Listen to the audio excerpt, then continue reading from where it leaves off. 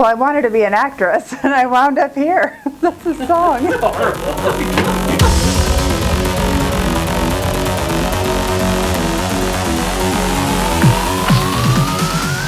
some of the hottest places in Tucson for speeding. I'm Heather Rowe, and I'm going to show you some of the intersections that rank the highest when it comes to speeding tickets.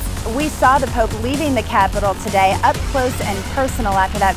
The mother of an unarmed man killed by a Border Patrol agent south of Tucson is now suing the federal government. And I'm about to show you 5 places in Tucson, and you're going to want to remember it tomorrow. Why? Schools in Douglas were back in class today after threats were made against one of the schools that we told you about last week. I'm Heather Rowe reporting from the lawn of the White House. You're guaranteed to get a ticket.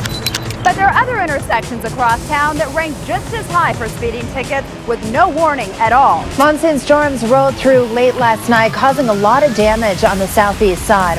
Chanting and cheering Francisco, people excited about Pope Francis touching down in the United States.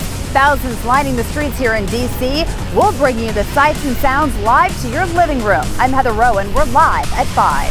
Having a Green Beret as a father, and then having a mom who's a high-powered executive in PR and marketing, you use that in reporting. Or at least I do.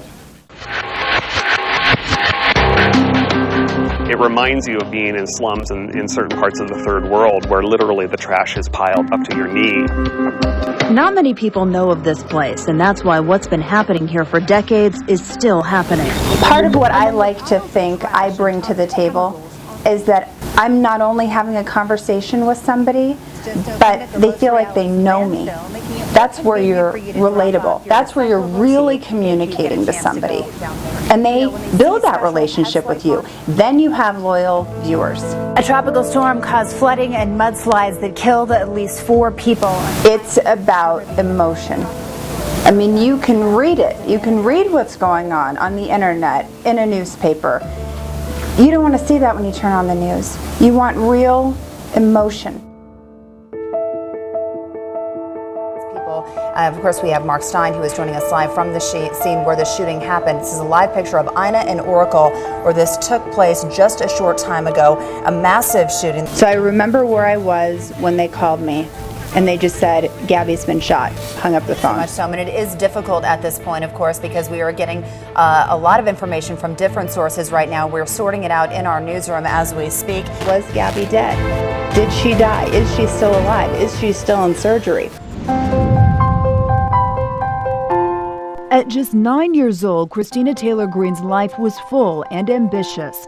She'd been elected to her school student council. She was the only girl on her baseball team, a dancer and a dreamer. They tend to talk about the numbers. How many people are coming across? What is it costing our healthcare system? How many kids are here? How much is it costing to take care of them? Also new at 4 this afternoon, border agents say they've arrested a woman trying to smuggle a small arsenal into Mexico. Take a look at this. Again, it's one person. It's families who are living here, who you're talking to on a regular basis when you go out in the community. And we're not talking about numbers, we're talking about people's lives. And you have to remember that every single newscast. Then at 6, see what's developing right now in your neighborhood. You know, we all want to win. We all want to have the best newscast. So when you sit and collaborate and talk about the drama that's in a story and talking about writing the first sentence, it is such a great feeling to sit down with somebody who gets it and wants the same thing that you do. And that's the teamwork.